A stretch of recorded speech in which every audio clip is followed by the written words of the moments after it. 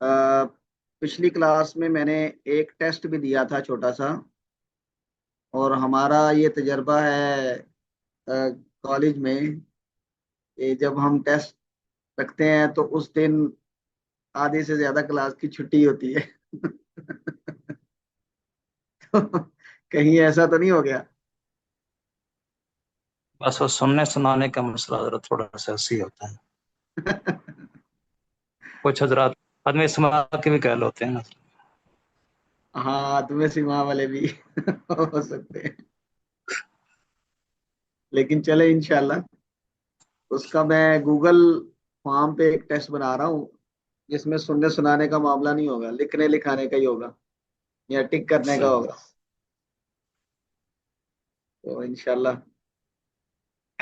अच्छा जी, बिस्मिल्लाहिर्रहमानिर्रहीम। पिछली क्लास में हमने किताबुल ईमान मुकम्मल कर ली थी, अल्हम्दुलिल्लाह।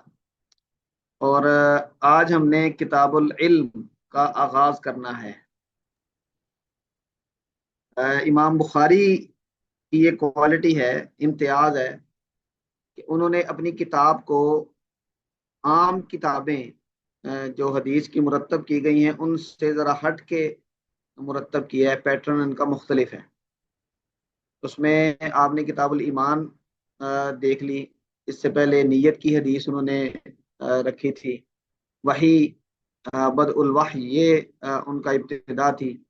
और अब वो किताबुल इल्म लाए हैं कि आम तौर पे जो किताबें हैं वो इबादात से शुरू की जाती हैं, जिनको हम सुनन कहते हैं। ज़्यादातर कुतुब ऐसी ही हैं। तो इमाम बुखारी ने यहाँ पे ज़रा मुख्तलिफ पैटर्न, और यही उनका इम्तियाज भी है। इसी में उनकी अबकरियत भी झलकती है। तो किताबुल इल्म का हम आगाज करेंगे।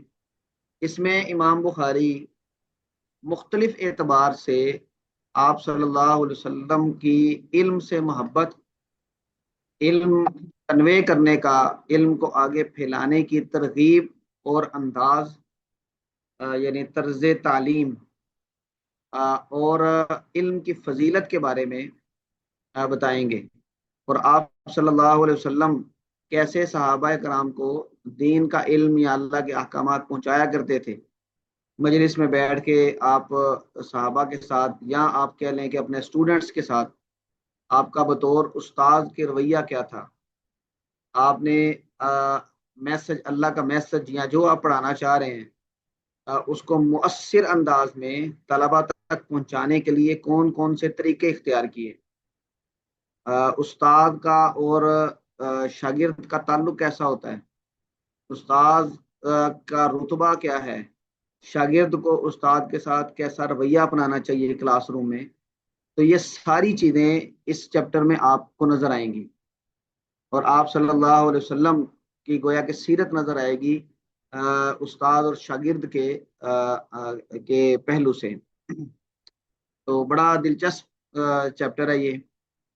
खुसूसन जिन लोगों का पढ़ने पढ़ाने के साथ ताल्लुक है उनके लिए बड़ी रहनुमाई है। अ, शेख अबुल फता अबू गुद्दा रहमतुल्लाह अलैह, उन्होंने एक किताब भी लिखी है, अर रसूलुल मुअल्लिम। तो उन्होंने वो अहादीस जो आप सल्लल्लाहु अलैहि वसल्लम के अंदाजे तालीम पर यानी मौजूद है अहादीस में, वो सारी की सारी उसमें जमा की हैं। तो अगर आपको दिलचस्पी हो आप सल्लल्लाहु अलैहि वसल्लम के अंदाजे तालीम को पढ़ने की, तो वो किताब बड़ी ज़बरदस्त है इस हवाले से कि फर्स्ट हैंड जो इंफॉर्मेशन है वो उसमें उन्होंने जमा कर दी है। और कहीं कहीं अपना तबसरा भी किया है। उसका उर्दू तर्जमा भी हो चुका है। गालिबन उसका टाइटल है कि रसूलुल्लाह सल्लल्लाहु अलैहि वसल्लम का अंदाज़े तालीम, इस तरह का कोई टाइटल है। लेकिन जो असल किताब है वो रसूलुल मुअल्लिम के नाम से है अरबी में। तो वो अहादीस की रोशनी में उन्होंने आप सल्लल्लाहु अलैहि वसल्लम के अंदाज़े तालीम पर रोशनी डाली है। आम किताब है, मिल जाती है, प्रिंटेड भी मिल जाती है, इसका तर्जुमा भी आम है। और उस पे गूगल पे भी आपको पीडीएफ में भी आसानी से मिल जाएगा। तो अगर किसी को दिलचस्पी हो तो वो किताब जरूर देखें। अच्छा जी, किन के जिम्मे थी ये वाला चैप्टर, किन किन के जिम्मे था? اس طرح شروع سے میرے ذمہ سے۔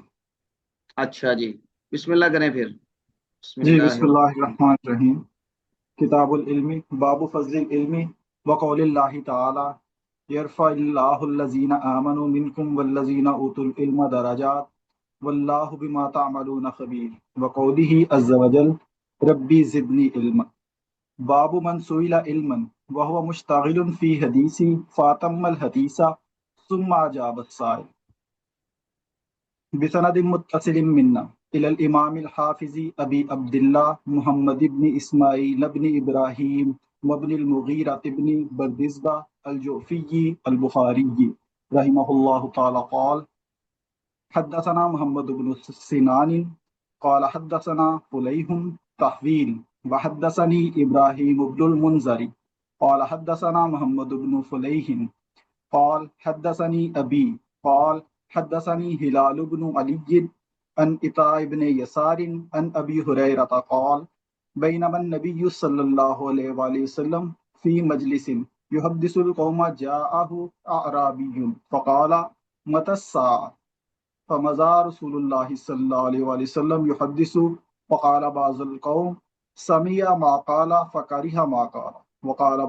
وقال بعضهم بل لم يسمع حتى إذا قضى حديثه قال أين السائل عن الساعة قال ها أنا يا رسول الله قال فإذا زيت الأمانة فانتظر الساعة قال كيف إذاعتها قال إذا وسد الأمر إلى غير أهله فانتظر الساعة۔ माशाल्लाह। अच्छा, आपने ये साकिब साहब यहाँ पे क्या पढ़ा? वह मुश्तागिलुन। फी हदीस फातम अल हदीसा।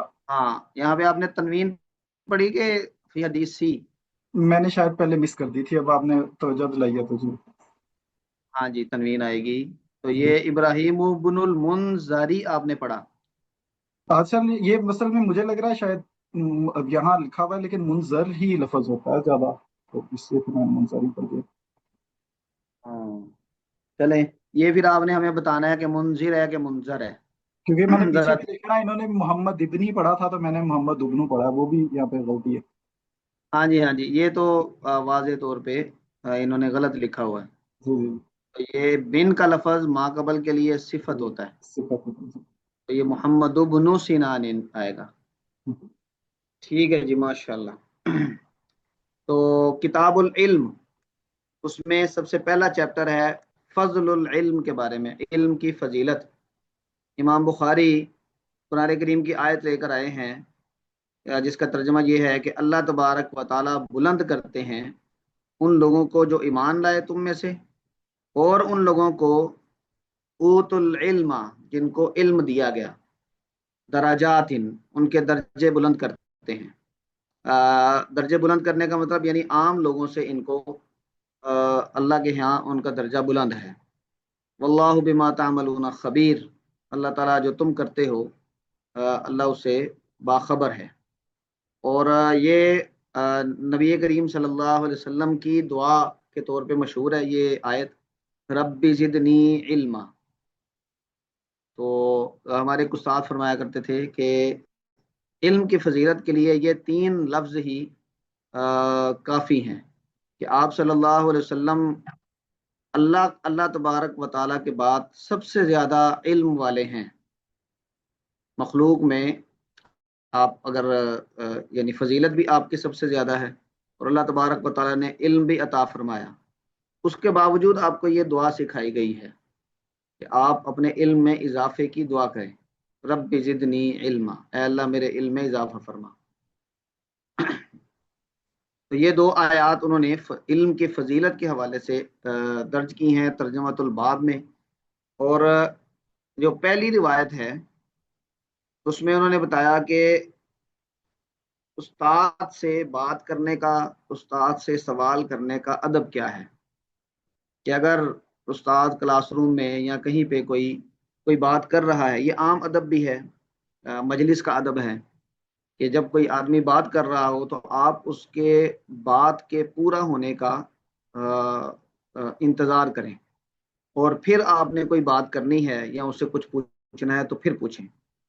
اور اگر درمیان میں کسی نے اس کی بات کے درمیان میں پوچھ لیا ہے تو پھر بات کرنے والے کو اختیار ہے کہ وہ روک کے اس کی بات کا جواب دے دے، اپنی بات روک کے، یا پھر اپنی بات جاری رکھے اور اپنی بات مکمل کر کے تو پھر اس کا جواب دے جس نے سوال کیا ہے۔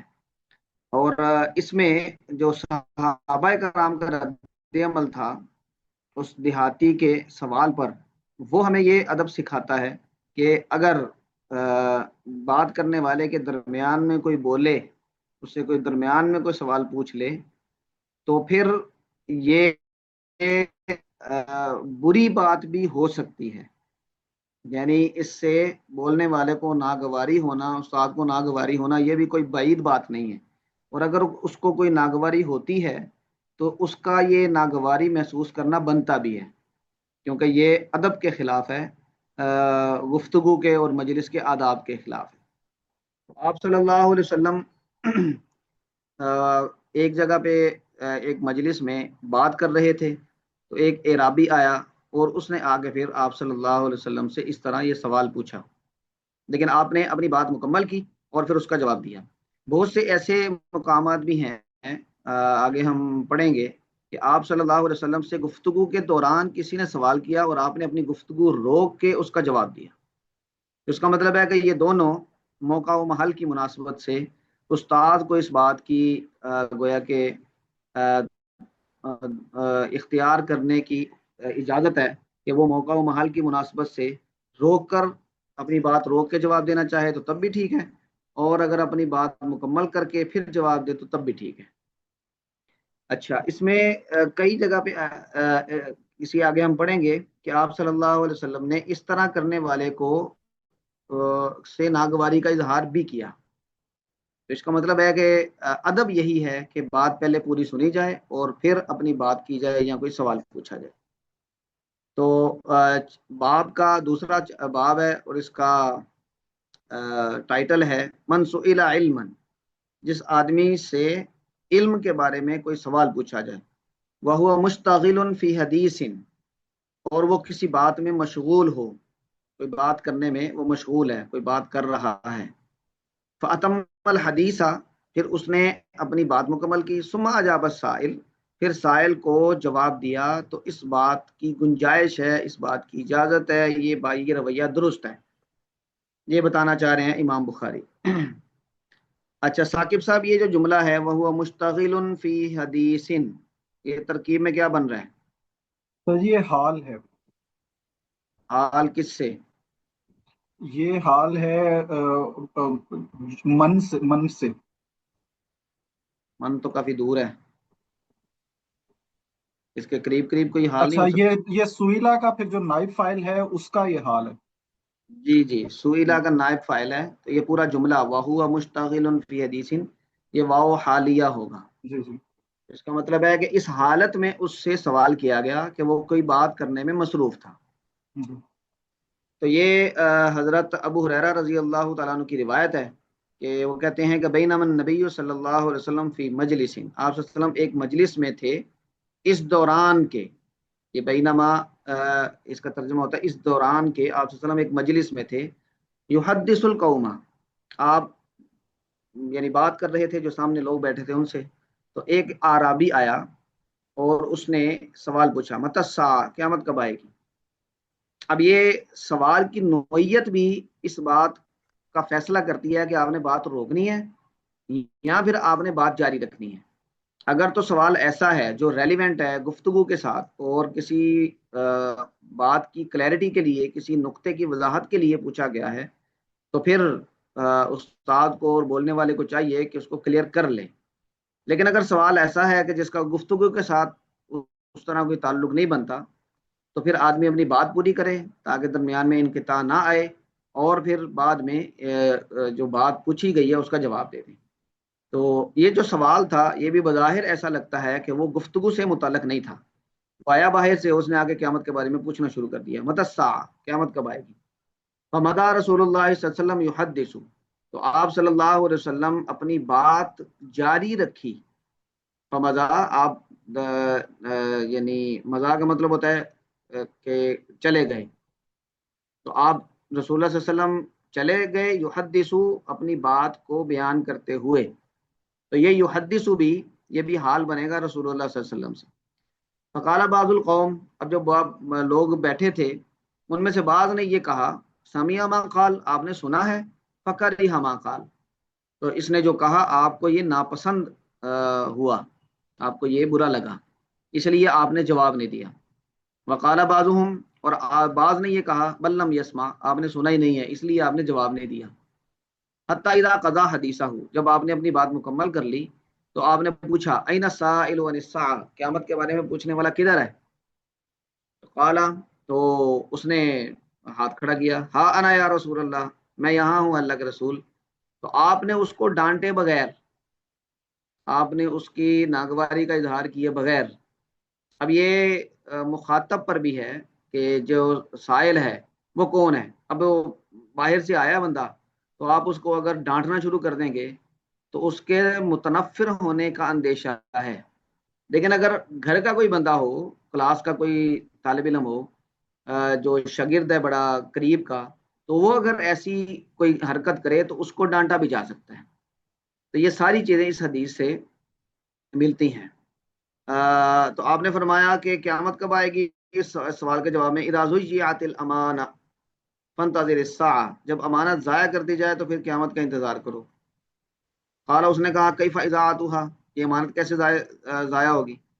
تو پھر آپ صلی اللہ علیہ وسلم نے اس کی وضاحت فرمائی، اذا وسد الامر الى غیر اہلہ، جب حوالے کر دیا جائے، سپرد کر دیا جائے معاملے کو اس کے اہلیت نہ رکھنے والے آدمی کی طرف، یعنی کوئی ذمہ داری، کوئی عہدہ کسی آدمی کو دے دیا جائے کہ جو اس ذمہ داری کو نبھانے کی اور اس عہدے کی اہلیت نہیں رکھتا، تو آپ نے فرمایا فانتظر الساعہ، تو پھر قیامت کا انتظار کرو۔ تو ہوتا بھی ایسے ہی ہے کہ جب کسی نااہل کے سپرد ہوتا ہے پھر وہ قیامت ہی بھرپا کرتا ہے، تو وہ قیامت جو بڑی قیامت ہے وہ نہ بھی آئے تو اس عہدے کے متعلق جتنے امور ہیں ان میں قیامت آئی جاتی ہے۔ تو آپ صلی اللہ علیہ وسلم نے اس کے سوال کا یہ جواب دیا۔ ہاں جی، اس حوالے سے کسی کے ذہن میں کوئی بات ہو تو فرمائیں۔ جی ثاقب صاحب آگے پڑھیں جی۔ بسم الله الرحمن الرحيم. باب من رفع صوته بالعلم.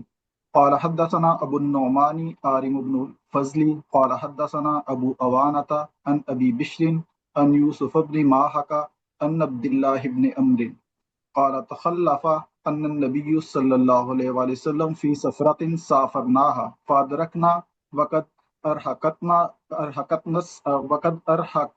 الصلاة ونحن نتوضأ فجعلنا نمسح على أرجلنا فنادى بأعلى صوته ويل للأعقاب من النار مرتين أو ثلاثا۔ ماشاء اللہ۔ اچھا، یہ آپ نے کیا پڑھا سافر ناہا کے بعد؟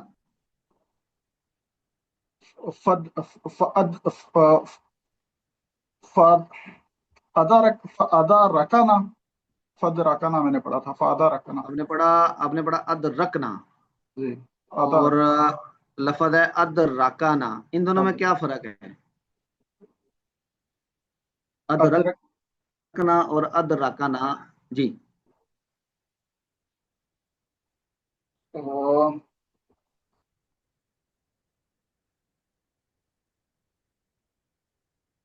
ہاں جی، کوئی اور کسی کے ذہن میں ہو تو بتائیں۔ ادرکنا کا مطلب کہ اس نے ہمیں پا لیا، اور ادرکنا ہاں ہم نے پا لیا۔ جو متکلم ہے جی اور جی جی ایک جی جی قول ہے۔ کیا بتا رہے ہیں؟ ایک میں جو متکلم ہے سر، ادرکنا جو ہے، ادرک ادرکنا۔ ہاں، یہ صیغہ ہاں متکلم کا ہوگا اور نا جی ضمیر فاعل بنے گی۔ جی جی اس کا مطلب ہوگا کہ ہم نے آپ صلی اللہ علیہ وسلم کو پا لیا۔ اور جب ہم ادراکا کریں گے تو ادراکا یہ ماضی کا صیغہ ہے، اور ہوا ضمیر، یعنی آپ صلی اللہ علیہ وسلم نے نہ ہمیں پا لیا، یعنی آپ ہم تک نا پہنچ گئے۔ مقبول ہوگا۔ ہاں جی، تو اس وقت یہ نا مفعول ہوگا۔ بالکل ٹھیک ہے، جزاکم اللہ خیرا۔ اچھا جی، یہ باب من رفع صوته بالعلم، یہ امام بخاری نے یہ باب باندھا ہے، آپ صلی اللہ علیہ وسلم کی ایک صفت ہے کہ لیس بسخابن، کہ آپ کے صفات شمائل جب ہم پڑھتے ہیں تو اس میں ایک صفت یہ بھی آتی ہے کہ آپ صلی اللہ علیہ وسلم بہت اونچی آواز سے، سخاب کہتے ہیں شور کرنے والا، تو آپ ایسے نہیں تھے۔ لیکن جب علم کی بات آگے پہنچانی ہو، جس تک پہنچانا مقصود ہے، اس تک پہنچانے کے لیے اگر آپ بلند آواز سے بھی بولیں، جس سے ظاہری بات ہے شور ہوگا، تو یہ اس ضرورت کے تحت ایسا کرنا بالکل ٹھیک ہے۔ یہ کوئی شان کے خلاف نہیں ہے، نہ ہی استاد کی شان کے خلاف ہے، اور نہ ہی رسول اللہ صلی اللہ علیہ وسلم جب آپ بطور استاد کے اپنے شاگردوں کو کوئی بات بتا رہے ہیں تو اس وقت آپ کی شان کے بھی خلاف نہیں ہے۔ تو امام بخاری رحمۃ اللہ علیہ یہ کہنا چاہ رہے ہیں، اس کا مطلب یہ ہے کہ استاد شاگرد کو جب علم کنوے کر رہا ہو تو اس کو اگر آواز بلند کرنی پڑے تو اس میں کوئی مذائقہ نہیں، بلکہ اس کو آواز بلند کرنا چاہیے تاکہ بات پہنچے۔ ہم یہ سرکاری کالجز میں ہوتے ہیں تو یہاں پہ 100 اسٹوڈنٹ ہوتے ہیں ایک ایک کلاس میں، تو ہمیں اس کا صحیح ادراک ہوتا ہے۔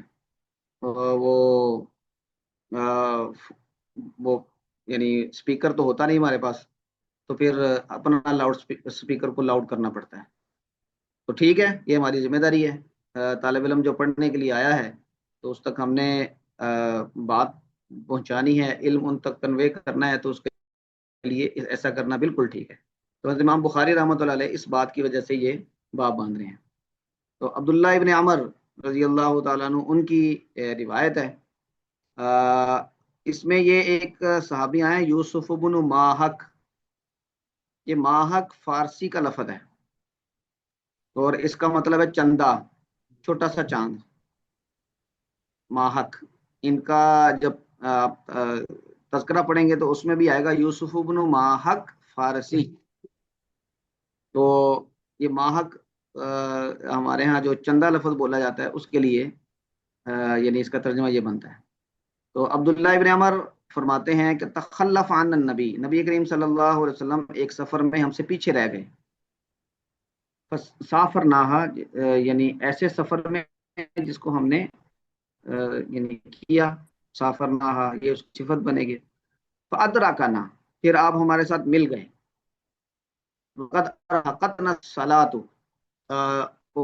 وقت کیا تھا یعنی حالت کیا تھی، وقت کیا تھا کہ نماز کا وقت بالکل قریب تھا۔ ارحقت، نماز نے ہمیں تنگی میں ڈالا ہوا تھا، یعنی تنگی کا مطلب ہے کہ وقت تھوڑا رہ گیا تھا نماز میں۔ ونحن نتوضأ، ہم وضو کر رہے تھے۔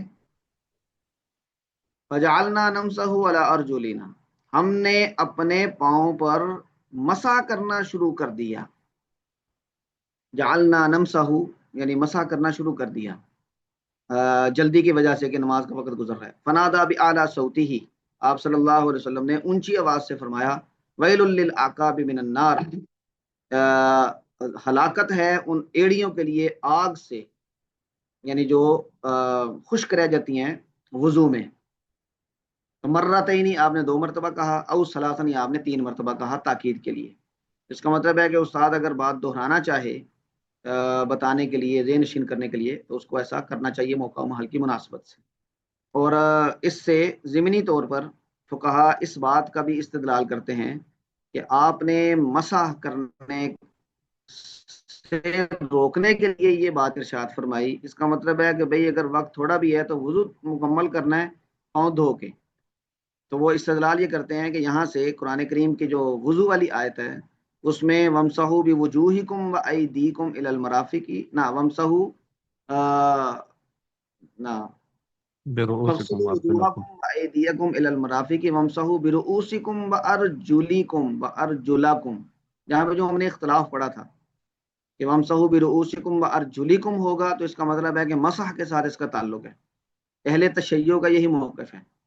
اور وَامْسَحُوا بِرُؤُوسِكُمْ وَأَرْجُلَكُمْ پڑھیں گے تو اس کا تعلق پیچھے فَغْسِلُوا کے ساتھ ہے، تو اس کا مطلب ہے کہ اس کا تعلق دھونے کے ساتھ ہے۔ کہتے ہیں کہ یہاں پر ضرورت تھی لیکن آپ نے پھر بھی مسح نہیں کرنے دیا بلکہ دھونے کا کہا، تو اس کا مطلب ہے کہ وضو کا وظیفہ اصلاً دھونا ہے. یہ مسا اس وقت ہے کہ جب موزہ وغیرہ پہننا ہو.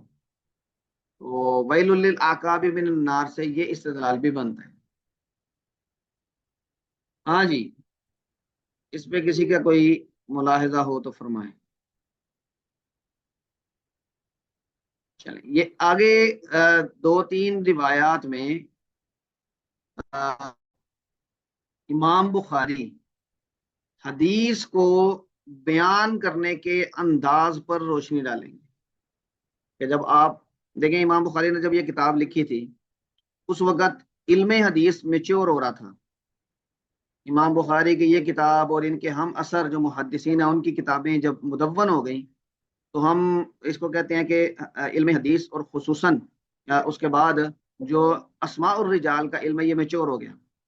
میچور ہونے کا مطلب یہ ہے کہ اب اس میں وہ اضافہ یا کمی کہ جو کسی علم کی بنیادی سٹرکچر میں ہونا چاہیے اس کی گنجائش نہیں رہی.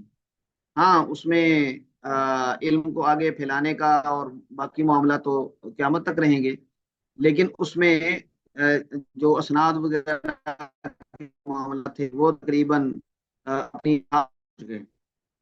اب امام بخاری اس دور میں بیٹھ کے جب یہ کتاب لکھ رہے ہیں تو علم حدیث کا کیونکہ بہت زیادہ چلن تھا اس وقت اس بات علم حدیث کی ایک ایک نقطے پر بحث ہوتی تھی. محدثین اس پر اپنی رائے کا اظہار کرتے تھے اور پھر اس رائے کے مطابق علم حدیث ڈیزائن ہو رہا تھا.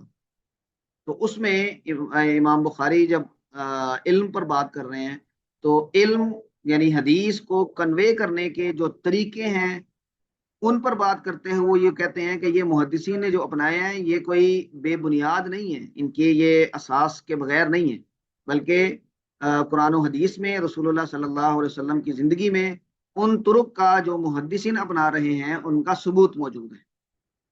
تو اس ثبوت کے لیے انہوں نے اب یہ تین چار ابواب باندھے ہیں. اس میں ایک حدثنا اخبرنا اور انبانا، یہ جو عام طور پہ حدیث بیان کرنے کے لیے الفاظ استعمال ہوتے ہیں ان کے بارے میں بتایا ہے. پھر آگے آئے گا المناولہ اور الکتاب کتابہ، یہ دو حدیث کو بیان کرنے کے دو طریقے ہیں، ان پر بات کریں گے وہ، کیونکہ یہ طریقے مناولہ اور کتاب یعنی خط لکھنا یہ براہ راست استاد اور شاگرد کی ملاقات یا ان کی مجلس علم میں نہیں ہوتے. مناولہ کا مطلب یہ ہوتا ہے کہ کوئی آدمی اپنی استاد سے سنی ہوئی احادیث، لکھی ہوئی احادیث کو کسی کو دے دے اور بغیر اس کو سنائے یا اس سے سنے اسے ان روایات کو آگے روایت کرنے کی اجازت دے دے. مثلا میں نے کوئی احادیث سنی ہے اور ان کی کوئی کتاب بنائی ہے، ان کا کوئی مجموعہ بنایا ہے، میں وہ کسی کو دیتا ہوں اور ان کو پڑھ کے نہیں سناتا، نہ ہی اس سے پڑھوا کے سنتا ہوں، اور میں اسے یہ دیکھ کے کہتا ہوں ٹھیک ہے یہاں سے دیکھ کے تم آگے روایت کر سکتے ہو، تو یہ اجازت دے دیتا ہوں. تو اس کو مناولہ کہتے ہیں. اور کتاب کا مطلب ہوتا ہے کہ کسی کو خط لکھ کے کوئی پیغام دینا. تو اگر میں اپنی احادیث جو میں نے سنی ہے اپنے استاد سے وہ خط میں کسی کو لکھ کے بھیجتا ہوں اور اس کو اجازت دے دیتا ہوں کہ اس خط سے آپ یہ روایات آگے روایت کر سکتے ہیں، تو اس کو کتابہ کہتے ہیں. اور دو اور اصطلاحات ہیں، قراءتن علیہ، قراءتن یہ قراءت پر بات، قراءت علی العالم یہ، اور خود پڑھنا، استاد کا خود پڑھنا یعنی استاد کا پڑھ کے شاگرد کو حدیث سنانا، یا پھر دوسری صورت یہ ہے کہ شاگرد کا استاد کے سامنے کتاب پڑھنا. یہ دو طریقے ہو گئے. پھر اسی مجلس میں جو دیگر لوگ شریک ہیں ان کا نہ پڑھنا، نہ پڑھ کے سنانا، نہ استاد سے سننا، بلکہ جو پڑھ رہا ہے اس کی قرات سننا. انہوں نے پڑھا نہیں ہے، نہ ہی انہوں نے استاد سے سنا ہے، بلکہ جو پڑھ کے سنا رہا تھا وہ اس مجلس میں شریک تھے انہوں نے وہ سنا ہے. تو یہ تیسرا طریقہ ہو گیا. تو امام بخاری ان تینوں، بلکہ یہ ابھی یعنی الفاظ اور یہ طریقے کو 5-7 بنتے ہیں، ان سب کا ثبوت دے رہے ہیں استدلال کر رہے ہیں آپ صلی اللہ علیہ وسلم کی سیرت سے اور احادیث سے، اور ثابت یہ کر رہے ہیں کہ علم حدیث میں محدثین نے یہ جو طریقے روایت کرنے کے آگے بیان کیے ہیں یہ کوئی بے اصل نہیں ہے، یہ بے بنیاد نہیں ہے، بلکہ آپ صلی اللہ علیہ وسلم کی قرآن و حدیث کے اندر ان کی یہ پوری اساس موجود ہے۔ تو یہ والی روایت ہم پڑھیں گے جی ثاقب صاحب۔ جی بسم اللہ الرحمن الرحیم۔ باب قول المحدث حدثنا او اخبرنا او انبانا وقال لنا الحمیدی كان عند ابن عیینہ حدثنا واخبرنا وانبانا وسمعت واحدا وقال ابن مسعود حدثنا رسول اللہ صلی اللہ علیہ وآلہ وسلم وهو الصادق المصدوق وقال شقیق عن عبد اللہ سمعت النبی صلی اللہ علیہ وآلہ وسلم کلمۃ وقال حذیفۃ حدثنا رسول اللہ صلی اللہ علیہ وآلہ وسلم حدیثین وقال ابو العالیہ عن ابن عباس عن النبی صلی اللہ علیہ وآلہ وسلم فيما يروي عن ربه وقال انس عن النبی صلی اللہ علیہ وآلہ وسلم يرويه عن ربه عز وجل وقال ابو ہریرہ عن النبی صلی اللہ علیہ وآلہ وسلم يرويه عن ربكم عز وجل قال جی حدثنا ماشاء اللہ جی قال حدثنا قتيبة قال حدثنا اسماعيل بن جعفر عن عبد الله بن دينار عن ابن عمر قال رضي الله تعالى عنه قال قال رسول الله صلى الله عليه وآله وسلم إن من الشجر شجرة لا يسقط ورقها وإنها مثل المسلم فحدثوني ما هي فوقع الناس في شجر البوادي قال عبد الله ووقع في نفسي أنها النخلة فاستحييت ثم قالوا حدثنا ما هي یا رسول اللہ قال هي النخلة ہی النخلہ۔ ٹھیک ہے، اب یہ امام بخاری نے جو باب باندھا ہے کہ محدث کا یہ کہنا حدثنا اخبرنا انبانا، کیا یہ جائز ہے یا جائز نہیں ہے؟ تو اس کے وقال لنا الحمیدی، تو اپنے استاد حمیدی سے یہ روایت کرتے ہیں امام بخاری، کان عند ابن عیینہ، کہ ابن عیینہ یہ بڑے محدث ہیں، ان کے نزدیک حدثنا اخبرنا اور انبانا اور سمعت فلانا سمعت رسول اللہ صلی اللہ علیہ وسلم وغیرہ وغیرہ، یہ چاروں واحدن ایک ہی معنی میں استعمال ہوتے تھے۔ اچھا، بعد کے لوگوں نے حدثنا اور اخبرنا میں تھوڑا سا فرق کیا، وہ کہتے ہیں حدثنا اس وقت بولا جاتا ہے کہ جب استاد پڑھے اور شاگرد سنے، اور اخبرنا کا لفظ یہ اس وقت بولا جاتا ہے کہ جب شاگرد پڑھے اور استاد سنے، لیکن ابتدا میں یہ الفاظ ایک ہی معنی میں استعمال ہوتے تھے۔ اس کا مطلب ہے کہ شاگرد سماع کی تصدیق کر رہا ہے کہ میں نے اپنے استاد سے خود یہ حدیث سنی ہے، اور جب یہ آگے روایت کر کے حدثنا اخبرنا انبانا سمعت یہ الفاظ استعمال کرے گا تو گویا کہ وہ حدیث وہ والی بیان کرے گا کہ جو خود اس نے اپنے استاد سے شیخ سے سنی ہے۔ تو آگے دیکھیں، اب یہ ان کی دلیل بیان کر رہے ہیں۔ قال ابن مسعود، عبداللہ ابن مسعود نے فرمایا حدثنا رسول اللہ صلی اللہ علیہ وسلم، اللہ کے رسول صلی اللہ علیہ وسلم نے ہمیں بیان فرمایا، تو یہ حدثنا آ گیا۔ وہو الصادق المصدوق، آپ سچے ہیں، اور المصدوق آپ کی سچائی کی تصدیق کی گئی ہے، اور اس کا ترجمہ کیا جاتا ہے آپ سچوں میں سے سب سے زیادہ سچے ہیں۔ وقال شقیق عن عبد اللہ سمعت النبی صلی اللہ علیہ وسلم، تو یہ سمعت کا گویا کہ ثبوت موجود ہے حدیث میں، کلمتاً میں نے آپ صلی اللہ علیہ وسلم سے یہ کلمہ سنا۔ وقال حذیفہ، یہ کہتے ہیں کہ حدثنا رسول اللہ صلی اللہ علیہ وسلم حدیثین، یہاں پر بھی حدثنا آ گیا۔ وقال ابو العالیہ عن ابن عباس عن النبی صلی اللہ علیہ وسلم فیما یرویہ عن ربہ، اب یہ فیما یرویہ عن ربہ یہ حدیث قدسی میں عام طور پہ الفاظ آتے ہیں، یہ آگے جتنے بھی الفاظ ہیں کہ کسی حدیث میں آ جائیں تو ہم اس حدیث کو حدیث قدسی کہتے ہیں۔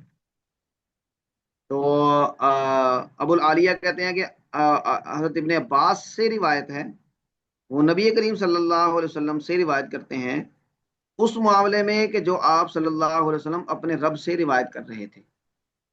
وقال انس عن النبی صلی اللہ علیہ وسلم، گویا کہ صحابہ کرام عن النبی ان یہ والی یہ طریقہ بھی اختیار کرتے تھے. تو یہ بھی کوئی یعنی بے بنیاد یا بغیر اساس کے طریقہ نہیں ہے، بے اصل نہیں ہے.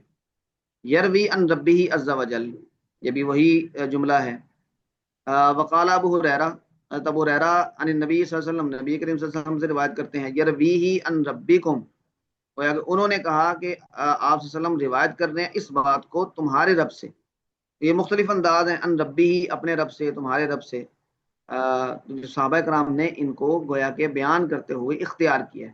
تو جب صحابہ نے اختیار کیا ہے، آپ صلی اللہ علیہ وسلم نے یہ الفاظ استعمال کیے ہیں، تو پھر محدثین کا اس کو استعمال کرنا بالکل درست ہے اور یہ بے اصل نہیں ہے. اور انبأنا، یہ بھی قرآن کریم میں یہ لفظ ہے، من انبأک ھذا قال نبأنی العلیم الخبیر علیم تو یہ انبأنا، نبا کا لفظ قرآن کریم میں استعمال ہوا ہے، تو وہ بھی حدیث کو بیان کرنے کے لیے استعمال ہو سکتا ہے. امام بخاری کا یہ استدلال، اور انہوں نے اس پہ یہ والی گویا کہ دلائل پیش کیے. تو جو روایت ہے اس میں، یہ آگے بھی روایت آئے گی، امام بخاری نے کئی جگہ پہ اس کو ذکر کیا ہے. پوری روایت یہ ہے کہ آپ صلی اللہ علیہ وسلم صحابہ کرام کو شوق دلانے کے لیے یا ان کی دلچسپی برقرار رکھنے کے لیے ان سے مختلف سوالات پوچھا کرتے تھے. یہ آپ صلی اللہ علیہ وسلم نے بھی طریقہ اختیار کیا، اور حدیث جبریل کو دیکھیں تو اللہ نے بھی یہ طریقہ اختیار کیا کہ آپ صلی اللہ علیہ وسلم سے مختلف سوالات کی شکل میں علم آگے کنوے کیا. صحابہ کرام یہ فرماتے ہیں کہ ہم آپ صلی اللہ علیہ وسلم کی ہیبت اور آپ کی علو شان کی وجہ سے، ادب کی وجہ سے آپ سے زیادہ سوال نہیں کرتے تھے. اور قرآن کریم میں بھی زیادہ سوالات کرنے کی گویا کہ ایک قسم کی حوصلہ شکنی کی گئی، جو سوال یعنی آپ کہہ لیں کہ انڈرسٹوڈ چیزیں ہیں ان کے بارے میں یا پھر فضول سوالات ہیں، اس کی حوصلہ شکنی کی گئی. تو آپ صلی اللہ علیہ وسلم سے اس وجہ سے صحابہ کرام زیادہ سوال نہیں پوچھتے تھے بے ادبی کے ڈر سے. اور صحابہ کرام فرماتے ہیں کہ ہم انتظار کرتے تھے کہ باہر سے کوئی آدمی آئے، کوئی اجنبی آدمی آئے یا کوئی دیہاتی آدمی آئے، وہ ذرا بلنٹ ہوتے ہیں، تو وہ سوال پوچھیں گے تو آپ صلی اللہ علیہ وسلم جواب میں جو ارشاد فرمائیں گے تو ہمیں علم حاصل ہوگا.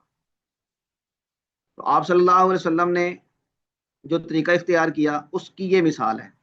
حضرت عبداللہ ابن عمر رضی اللہ تعالیٰ عنہ، یہ آپ صلی اللہ علیہ وسلم کے وصال کے وقت نوجوان صحابہ میں سے تھے یا پھر صغار صحابہ میں سے تھے، یعنی عمر ان کی تقریباً یہ ٹین ایجر تھے.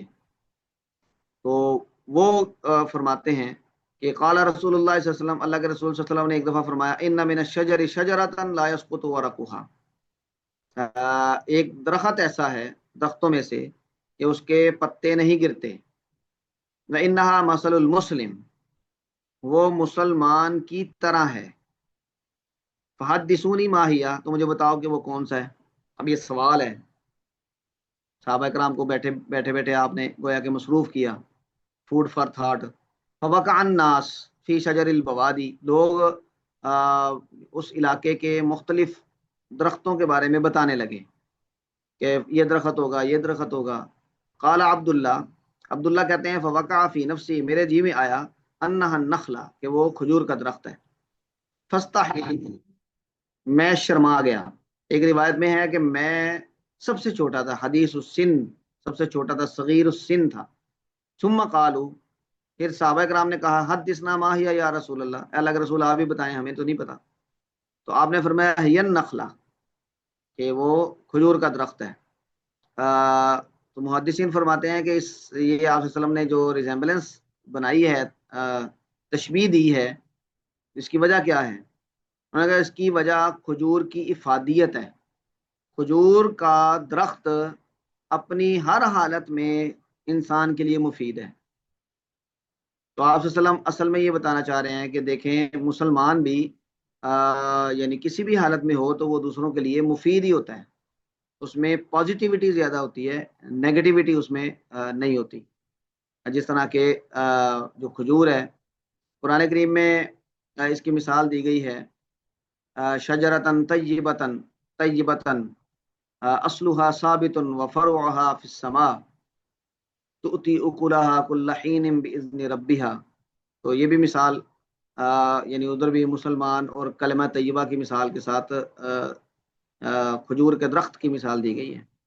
तो आप सल्लल्लाहु अलैहि वसल्लम ने जब ये बताया तो अब्दुल्ला कहते हैं, हज़रत उमर भी वहीं पे थे, तो जब मैं वहां से उठा अपने वालिद साहब के साथ, तो मैंने वालिद साहब को बताया कि मेरे दिल में मुझे आ गया था कि ये खजूर का दरख्त है, लेकिन मैं बताने से यानी मुझे हया आई, शर्मा गया।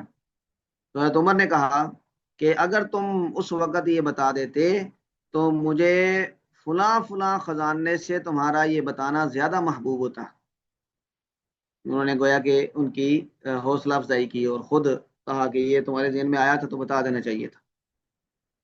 तो ये वाली गोया के हदीस है जिससे इमाम बुखारी ने इस्तिदलाल किया है कि यानी सवाल पूछ के भी उस्ताद अपने तलबा को इल्म आगे कन्वे करे, तो ये बड़ा बेहतरीन तरीका है आगे बात पहुंचाने का। हाँ जी, अगली रिवायत पढ़े जी। अगली रिवायत इसी के बारे में है। जी बिस्मिल्लाह। बाबू तरहिल इमामिल मसअलता अला अस्हाबिही लियख्तबिरा मा इंदहुम मिनल इल्म। क़ाल हद्दसना खालिद इब्न मखलद क़ाल हद्दसना सुलेमान क़ाल हद्दसना अब्दुल्लाह इब्न दीनार अन इब्न उमर अन नबी सल्लल्लाहु अलैहि वसल्लम क़ाल इन्ना मिनश शजरी शजरतन ला यस्कुतु वरकुहा व इन्नहा मसलुल मुस्लिम हद्दिसूनी माही। क़ाल फ़वक़अ अन्नासु फ़ी शजरिल बवादी क़ाल अब्दुल्लाह फ़वक़अ फ़ी नफ़्सी अन्नहा नख़ला सुम्मा क़ालू हद्दिसना मा हिय या रसूलल्लाह क़ाल हिय नख़ला। जी, वही रिवायत है, दोबारा इमाम बुखारी ने जिक्र की है। इमाम बुखारी का ये तरीका है कि अगर एक ही रिवायत को दोबारा जिक्र करते हैं तो उसमें कोई ना कोई यानी वो सेम वही हदीस नहीं होती, उसमें कोई ना कोई फर्क होता है। आपने ऊपर ये जो रिवायत जिक्र की है, ये हद्दसना कुतैबतु और हज़रत अब्दुल्लाह इब्न उमर से अब्दुल्लाह इब्न दीनार ये रिवायत कर रहे हैं।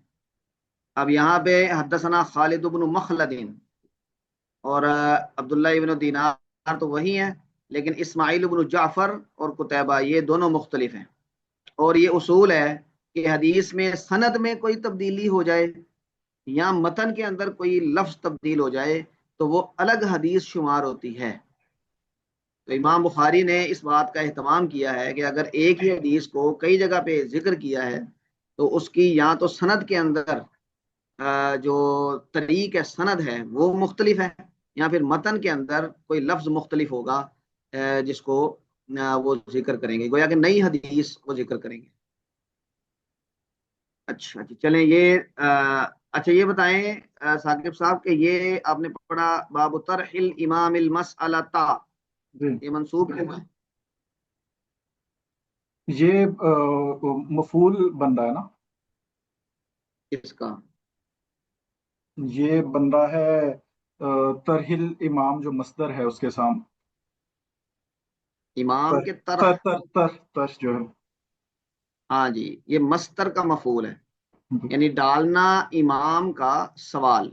जी आप इसे कह सकते हैं पहेली बुझाना। जी। पहेलियां बुझाना अच्छी चीज है बच्चों को सिखाने के लिए। तो इसके जी जी।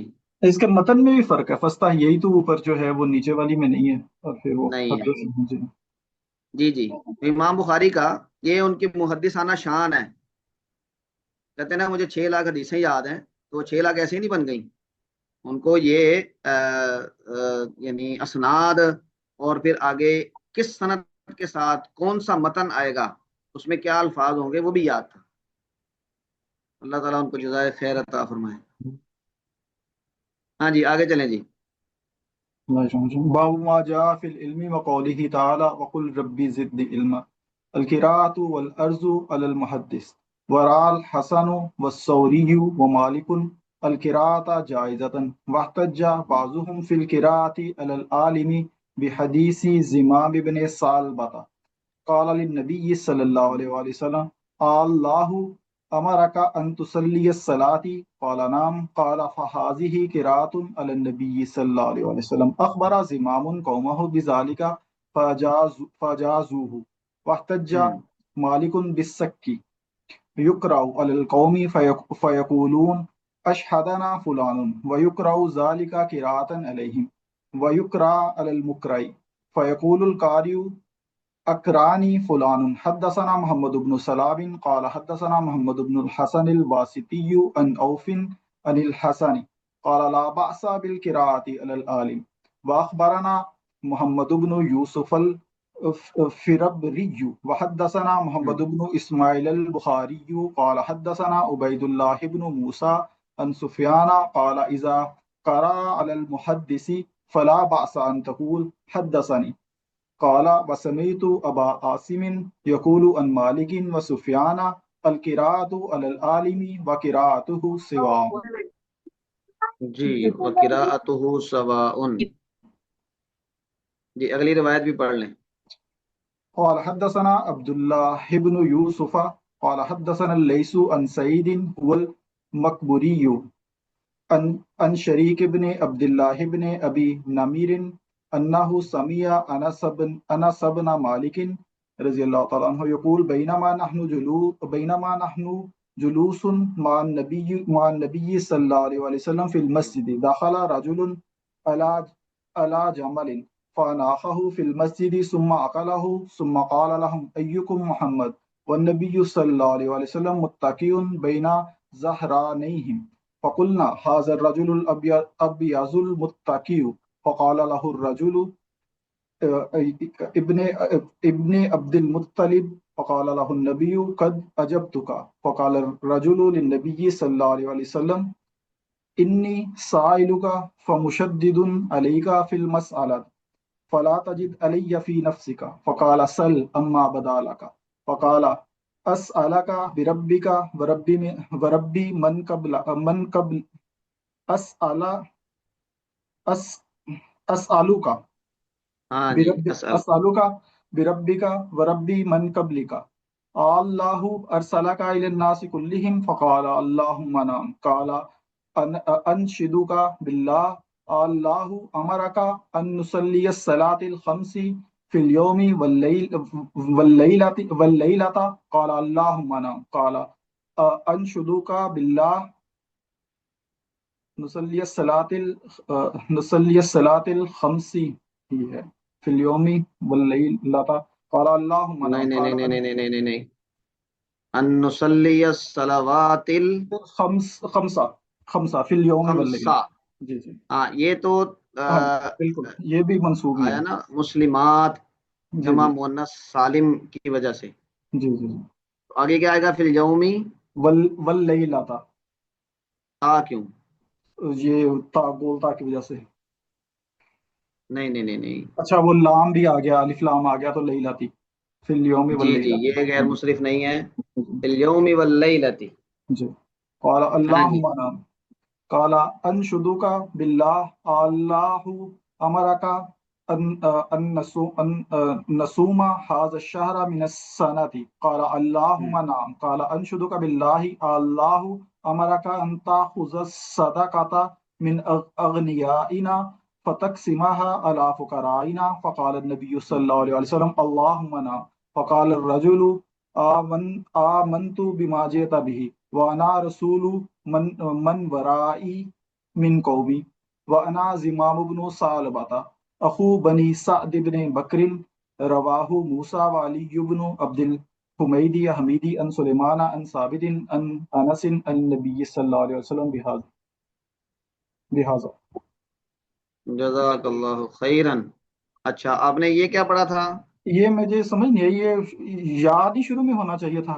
فقال له الرجل یبن عبد المطلب. ہاں تو یا کو حذف کر دیا جاتا ہے نا، جیسے ربنا میں ہے، اصل میں تو ہے نا یا ربنا، جی تو حرف ندا کو حذف کر دیا جاتا ہے.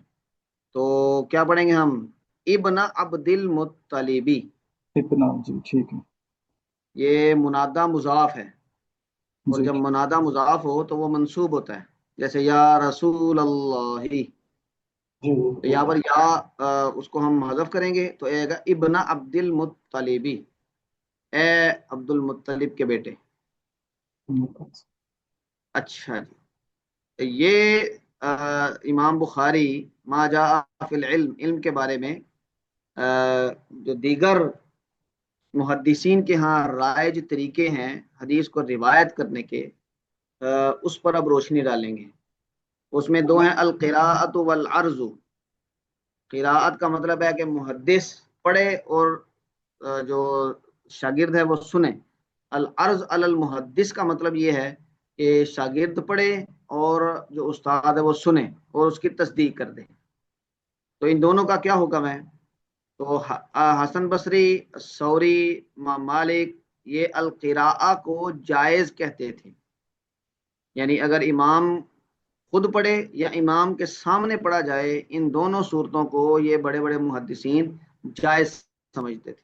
واحتج بعضهم فی القراءۃ علی العالم بحدیث زمام بن ثعلبہ، زمام بن ثعلبہ کی حدیث سے احتجاج کیا ہے، یعنی استدلال کیا ہے بعض محدثین نے، اور وہ یہ والی روایت ہے جو ابھی ہم نے یہاں پہ پڑھ لی، زمام بن ثعلبہ یہ بنو سعد بن بکر کے آدمی تھے، اور اپنے قبیلے کی نمائندگی کرنے کے لیے آپ صلی اللہ علیہ وسلم کے پاس آئے تھے۔ انہوں نے کچھ سوالات پوچھے تھے اور بڑے سمجھدار آدمی تھے۔ ابھی ان کی آپ نے سمجھداری اس حدیث میں ملاحظہ کی ہے کہ بے تکلف بندہ بڑا اچھا ہوتا ہے، وہ تکلفات میں نہیں پڑتا اور مطلب کی بات کرتا ہے۔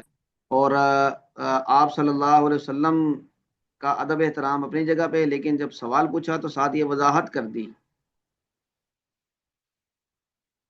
میری آواز آ رہی ہے جی؟ جی جی سر سر کلیئر۔ اچھا، انہوں نے جب سوالات پوچھے تو اس کی وضاحت کر دی کہ میں ذرا سخت بھی ہو سکتا ہے کہ سوال پوچھوں، اور مطلب یہ ہے کہ دہرانا پڑے یا میرے لہجے میں ذرا سختی ہو تو آپ محسوس نہ فرمائیں۔ تو یہ سمجھداری جھلک رہی ہے کہ آپ صلی اللہ علیہ وسلم کا ادب بھی اپنی جگہ پہ ہے، اور اپنا مدعا اور مقصود حاصل کرنا یہ بھی ان کے پیش نظر ہے۔ تو اس سے اس کو یہ کہتے ہیں کہ یہ گویا کہ قراءت علی العالم ہے۔ زمام بن ثعلبہ کو اگر آپ دیکھیں تو آپ صلی اللہ علیہ وسلم کے سامنے جو باتیں وہ کہہ رہے ہیں، ایسا لگتا ہے کہ ان کو پہلے سے پتہ ہے، وہ تصدیق کے لیے کہہ رہے ہیں۔ جی کیا اللہ نے آپ کو بھیجا ہے؟ کیا اللہ نے کہا ہے 5 نمازیں پڑھنی ہیں؟ کیا اللہ نے کہا ہے سال میں روزے رکھنے ہیں؟ تو آپ اس کی تصدیق کرتے جا رہے ہیں، نعم نعم نعم۔ اب اس کا مطلب یہ ہے کہ استاد کے سامنے اگر کوئی بات آپ پڑھ کے سنائیں اور استاد اس پہ تصدیق کر دے تو یہ روایت کا طریقہ بالکل ٹھیک ہے۔ اس سے استدلال حدیث جبریل سے بھی کیا جا سکتا ہے۔ حضرت جبرائیل جب آئے تھے انہوں نے بھی سوالات پوچھے تھے، آپ نے اس کے جواب دیے تھے، اور انہوں نے صدقتا کہا تھا۔ اب ایسے بھی لگتا تھا کہ جیسے ان کو یہ پتہ ہے، لیکن انہوں نے آگے خود بیان نہیں کیا تھا، بس سوالات پوچھے تھے لیکن اس کی تصدیق کی تھی۔ تو یہ سب طریقے گویا کہ حدیث کو بیان کرنے میں، علم آگے پہنچانے کے لیے بالکل ٹھیک ہے۔ امام بخاری کا مدعا یہ ہے۔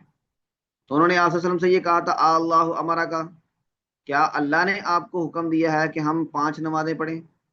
تو آپ نے فرمایا نعم۔ تو امام بخاری کہتے ہیں فادی قراءۃ علی النبی، یہ نبی کریم صلی اللہ علیہ وسلم پر قراءت ہے، پڑھ کے سنانا ہے۔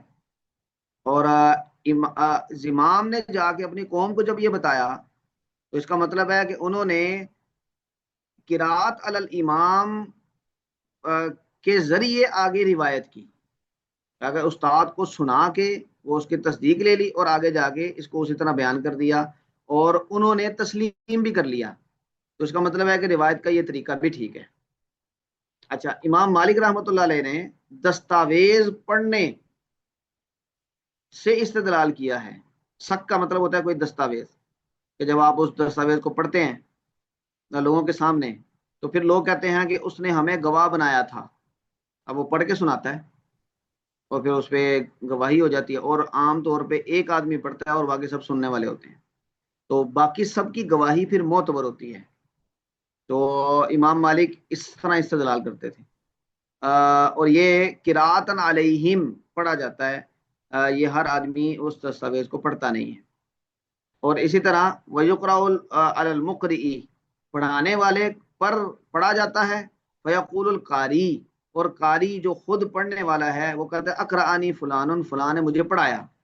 حالانکہ پڑھا تو اس نے ہے استاد کے سامنے، لیکن استاد کے سامنے پڑھ کے تصدیق لے لینے کا مطلب ہے استاد نے ہی ان کو پڑھایا، اور وہ اسی بات کو آگے جا کے اقرأنی فلان اس طرح بیان کر دیتے ہیں۔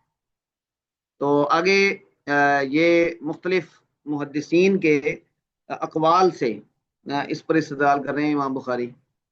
حسن بصری کہہ رہے ہیں کہ لا باس بالقراءۃ علی العالم، اور یوسف فربری جو کہ امام بخاری کے نسخے کے راوی بھی ہیں، وہ امام بخاری کی بات کو نقل کر رہے ہیں کہ حدثنا عبید اللہ ابن موسیٰ عن سفیان اذا قرئ علی المحدث فلا بأس، جب محدث پر پڑھا جائے تو اس میں کوئی حرج نہیں، ان تقول وہ کہے حدثنی، یعنی محدث کو پڑھ کے سنایا، ان سے تصدیق لے لی اور آگے پھر حدثنی کہہ کر روایت کرے گا تو اس میں کوئی حرج نہیں ہے۔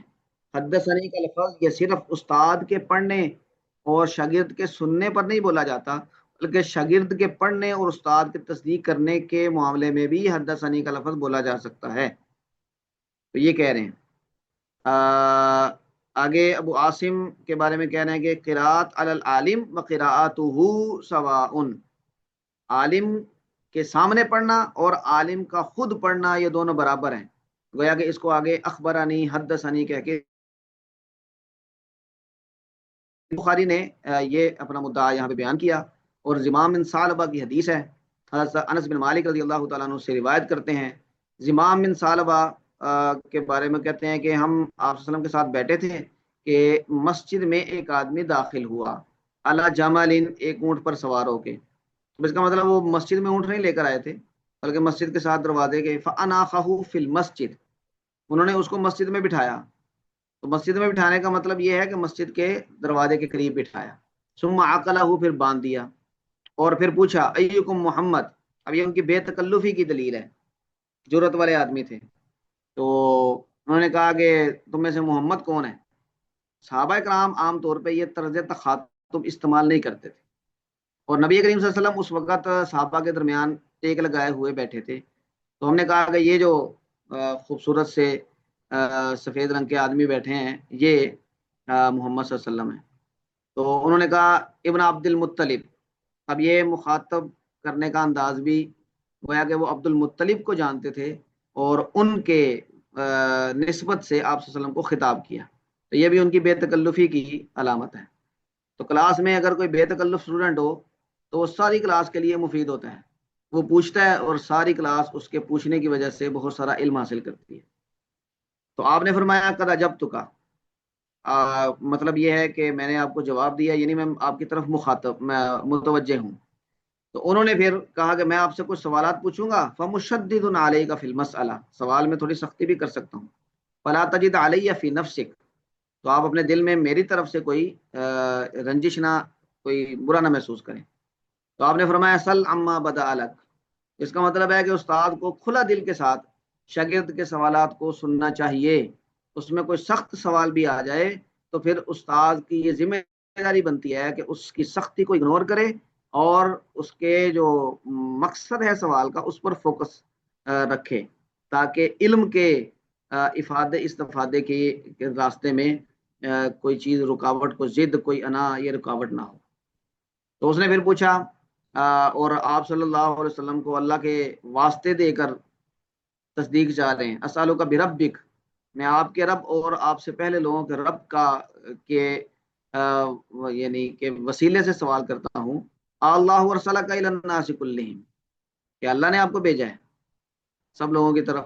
آپ نے فرمایا ہاں۔ انہوں نے کہا کہ اللہ امرک نصلی الصلوات الخمس، کیا دن رات میں اللہ نے آپ کو 5 نمازیں پڑھنے کا حکم دیا؟ آپ نے فرمایا ہاں۔ انہوں نے کہا کہ کیا اللہ نے آپ کو سال میں 1 مہینہ روزہ رکھنے کا حکم دیا؟ آپ نے فرمایا نعم۔ تو آگے زکوٰۃ کا ہے، انتا خود صدقۃ من اغنیائنا، ہمارے امیروں سے زکوٰۃ لو اور ہمارے فقیروں کو دو، کیا یہ اللہ نے کہا ہے؟ تو آپ نے فرمایا نعم۔ تو اب کیونکہ وہ پہلے سے جانتے تھے اور آپ صلی اللہ علیہ وسلم سے براہ راست یعنی یہ سننا چاہ رہے تھے، تو انہوں نے پھر کہا آمنت بما جئت بہ، میں ایمان لایا اس پر جو آپ لائے ہیں، وانا رسول من ورائی من قومی، میں اپنی قوم کا جو میرے پیچھے ہیں میں ان کا پیغمبر ہوں، ان کا نمائندہ ہوں، وانا زمام بن ثعلبہ، अखू बनी साद इब्न बकर।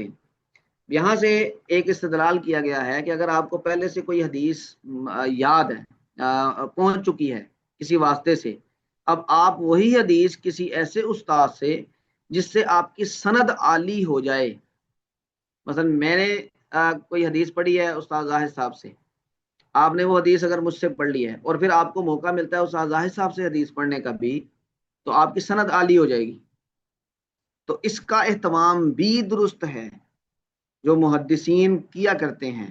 तो उसकी मिसाल भी, उसका इस्तदलाल भी यहाँ से है कि इमाम इब्न सालबा को ये सब चीज़ें पता थी, लेकिन बराह रास्त आप सल्लल्लाहु अलैहि वसल्लम से तस्दीक करने के लिए वो आए और ये सब चीज़ों की तस्दीक की। और आपने जब तस्दीक की तो इसका मतलब है कि बराह रास्त उनको इसका इल्म हासिल हुआ, उनकी सनद आली हो गई। तो सनद आली करने का इस्तदलाल भी इसी रिवायत से किया गया है। हाँ जी, इसके बारे में किसी के ज़हन में कोई सवाल हो तो फरमाएं, अगर ना हम यहाँ पे फिर रोकेंगे, बाकी कल पढ़ेंगे। ये अनशुदु का बिल्लाह के क्या मतलब है?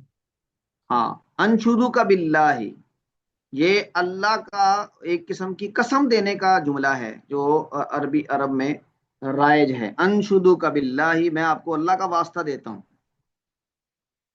तो ये इस सेंस में, इस माना में इस्तेमाल होता है, गोया कि किसी को कसम दे के उससे किसी बात की तस्दीक चाहना। ये डॉक्टर साहब वाज़ेह हुआ? जी सर। ये अजाजूहू का क्या मतलब हाँ, है? ये अजाजूहू का मतलब है कि उन्होंने इसको तस्लीम कर लिया, इसको सही समझा, दुरुस्त समझा। अजाजूहू का ये हाँ मतलब है कि, हाँ जी, हाँ, यानी ज़ुमाम बिन सालबा की कौम ने उसको सही समझा। हाँ जी।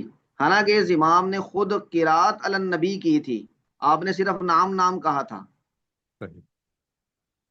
तो उनकी कौम ने इसको भी गोया के दुरुस्त समझा और तस्लीम कर लिया। ठीक है।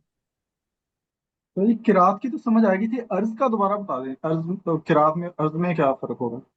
किरात तो यह है हाँ, कि शागिर्द पढ़े उस्ताद पे, और जैसे भी हो, अर्ज क्या होगा? नहीं नहीं नहीं, किरात का मतलब है उस्ताद का खुद पढ़ना।